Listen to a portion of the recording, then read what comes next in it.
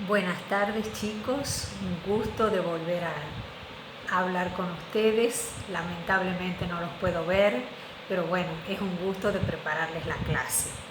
Hoy vamos a empezar con el eje temático número 2, que son conceptos jurídicos fundamentales. Y bueno, por supuesto, la primera pregunta es: ¿qué son los conceptos jurídicos fundamentales?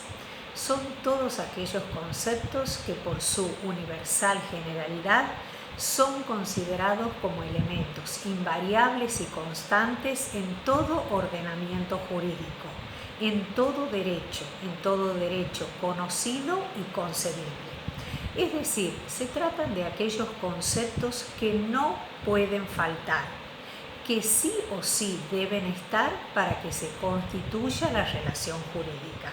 Si esos conceptos faltan, no podrá constituirse la relación jurídica. ¿Y cuáles serán aquellos conceptos que sí pueden faltar? A estos los llamamos conceptos históricos o contingentes, y son los que están en una relación jurídica pero pueden no estar. Como por ejemplo cuando hablamos de la hipoteca, de la prenda, y ejemplos de conceptos jurídicos fundamentales son los sujetos de la relación jurídica, el objeto, etc. Bueno, nosotros vamos a estudiar ahora cada uno de esos conceptos. Vamos a estudiar los conceptos jurídicos fundamentales para Kelsen y también para Cosio. Pero estos autores extraen esos conceptos de la estructura de la norma jurídica y a su vez de la definición de norma que dan ellos. ¿Cómo considera Kelsen, cómo considera Cosio, qué dicen que es la norma jurídica? Entonces por eso se hace necesario, para que ustedes puedan entender este tema, que primero abordemos el tema de las normas jurídicas para Kelsen y Cosio. Es decir, ¿qué son las normas jurídicas para Kelsen?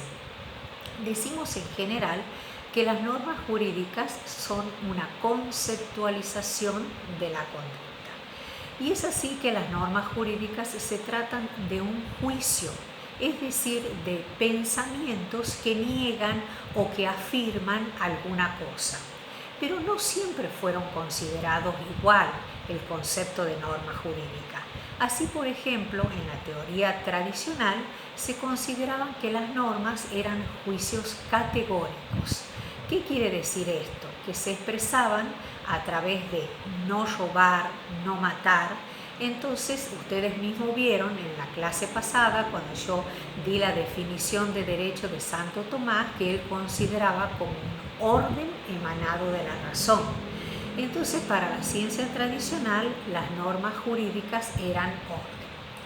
Sin embargo, Kelsen nos dice que no, que las normas jurídicas no pueden ser órdenes, porque siempre para dar una orden se necesitan dos personas o más entre las cuales se va a establecer una relación, uno que emite la orden y la otra persona que la recibe.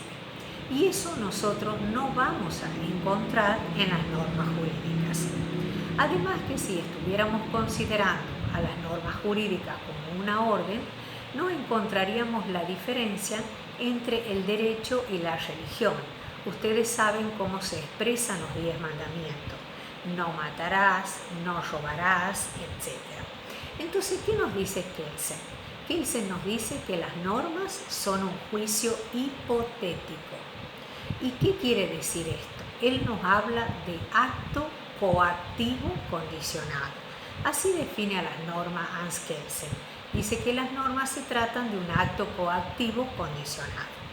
Es decir, juicio hipotético quiere decir que está condicionado a una hipótesis. Es decir, él nos habla de hipotético porque para que se produzca la sanción a la que se refiere la norma, debe ocurrir previamente esa hipótesis, es decir, el supuesto.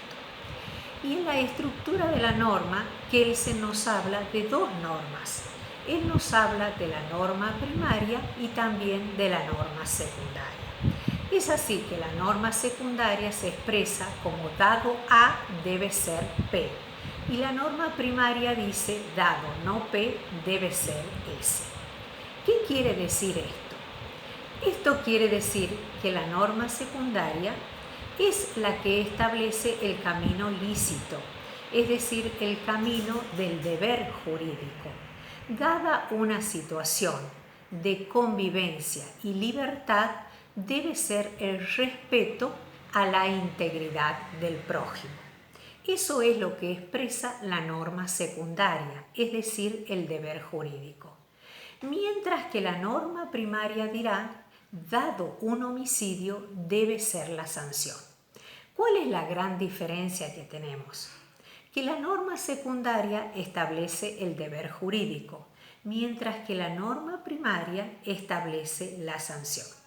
Pero aquí, ¿qué nos dice Hans Kelsen? Kelsen nos dice que la única importante es la norma primaria. ¿Por qué? Porque precisamente contiene ese elemento que es la sanción.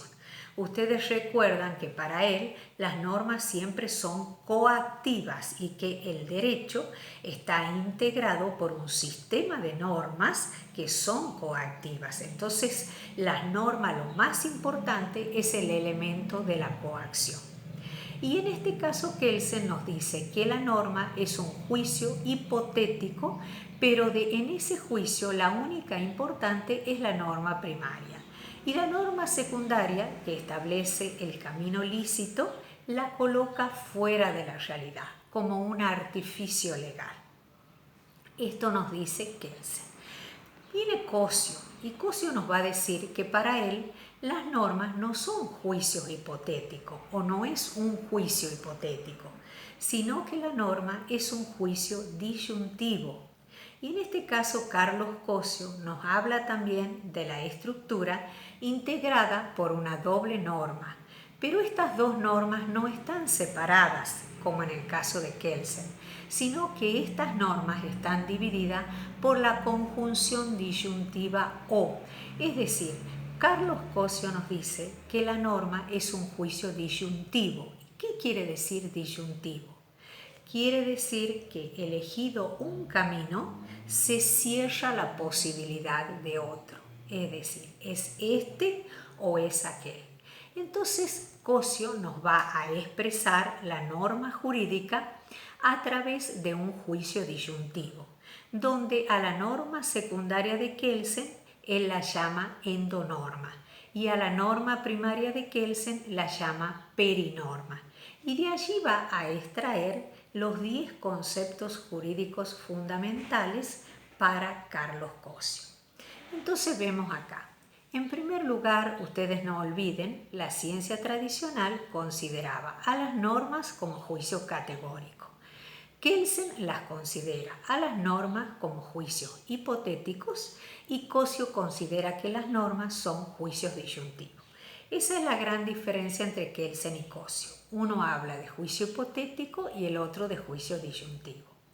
Además, en este caso es muy importante establecer también la diferencia en que para Cosio las dos normas son importantes, tanto la endonorma como la perinorma, porque él considera que ambas hablan de conductas que no pueden ser dejadas de lado, es decir, tanto la conducta lícita como la conducta ilícita. ¿Qué nos dice la endonorma? La endonorma nos dice, dada una situación de convivencia y libertad, debe ser el respeto a la integridad del prójimo. Y la perinorma nos dirá, dado un homicidio, debe ser la sanción. Entonces, para Kelsen la única importante era la primaria, porque contenía el elemento de la sanción. En cambio, para Cosio, ambas tienen la misma importancia, ambas tienen el mismo valor porque describen conductas de la persona que no pueden ser dejadas de lado. Esa es la gran diferencia. Y por otro lado, también es importante señalar que cuando en la norma primaria Kelsen habla de la sanción, él hace referencia al funcionario que debe aplicar la sanción. Y cuando Cosio habla de la sanción en la perinorma, él está hablando a la conducta de la persona que incumple la norma, es decir, la conducta del transgresor. Esa es otra de las diferencias. Bueno, a partir de haber descrito cómo es la norma para uno y para otro, podemos extraer lo que llamamos conceptos jurídicos fundamentales para Kelsen y para Cosio. Kelsen nos habla de 4 conceptos jurídicos fundamentales. Tenemos primero lo que consideramos como el hecho ilícito o el hecho antijurídico, que es en este caso el supuesto del que nos habla Kelsen que debe cumplirse para que se dé la sanción. Es decir, en este caso es esa conducta ilícita a la que se le va a aplicar la sanción. Ese es el hecho antijurídico, el hecho ilícito o lo podemos llamar el delito. En segundo lugar hablamos de la sanción. La sanción es un mal que puede consistir en la privación. Puede ser de la libertad, puede ser la privación de un bien, puede ser la privación de una cosa, etc. Es decir, es el mal que recae en aquel sujeto que no ha cumplido con la norma legal. Después también podemos hablar, entonces hablamos del hecho, que lo consideramos antijurídico, hemos hablado de la sanción, hablamos también del responsable. El responsable es aquella persona sobre la cual recae la sanción por no haber cumplido, que en este caso es independiente si se trata de la misma persona que no cumplió con la norma. En este caso, la ley lo llama como el responsable de ese hecho. Y en tercer lugar, hablamos del hecho jurídico. En este caso, el hecho jurídico hace referencia a la prestación, es decir, la prestación es el objeto de la relación jurídica. La prestación puede consistir en obligaciones de dar, de hacer o de no hacer. La prestación es el objeto, por ejemplo, si nosotros hablamos de un contrato de compra-venta, hablamos de la compra-venta de un inmueble, por supuesto que la prestación será en este caso el inmueble, que es el objeto de la relación jurídica. Se trata de una prestación de dar. Si hablamos de un contrato donde un ingeniero o donde un arquitecto debe construir una casa, entonces una prestación de hacer. Y si hablamos de la abstención de algo, como por ejemplo de no levantar una pared cercana a otra pared medianera, entonces estamos hablando de una obligación de no hacer. Esa también es una prestación. Estos son los 4 conceptos jurídicos fundamentales para Kelsen. Y Cosio, de la estructura de su norma, que para él es un juicio disyuntivo, va a extraer 10 conceptos jurídicos fundamentales. Cosio nos dice que, dado un hecho antecedente, debe ser la prestación, o, dada la no prestación, debe ser la sanción por un sujeto obligado frente a la comunidad pretensora. ¿Qué nos dice Cosio? Acá nos habla Cosio de 10 conceptos jurídicos fundamentales.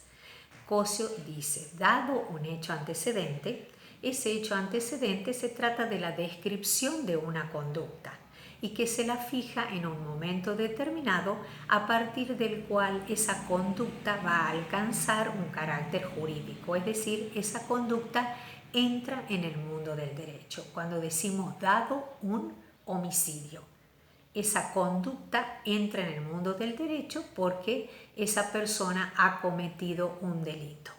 Entonces tenemos, dado un hecho antecedente, debe ser. Ustedes ya conocen, yo les hablé en la clase anterior de lo que es el principio del deber ser.